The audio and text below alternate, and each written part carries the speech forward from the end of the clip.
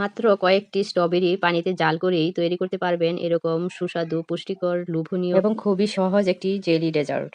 এটি দেখতে যেমন আকর্ষণীয়, খেতেও কিন্তু ভীষণ সুস্বাদু। আর তৈরি করার কথা কি বলবো, এটা দেখেই তো বুঝতে পারছেন এটা তৈরি করা কতটা সহজ। প্রথমে কিছু স্ট্রবেরি নিয়ে এতে কিছুটা লবণ দিয়ে তারপর পানিতে চুবিয়ে ভালো করে ধুয়ে পরিষ্কার করে নিতে হবে। এবার স্ট্রবেরিগুলো মাঝামাঝি কেটে একটি হাঁড়িতে রেখে পানি দিয়ে পরিমাণ মতো তারপর এগুলোকে জাল করে নিতে হবে যতক্ষণ পর্যন্ত না এর কালার সম্পূর্ণ পানিতে উঠে যায়।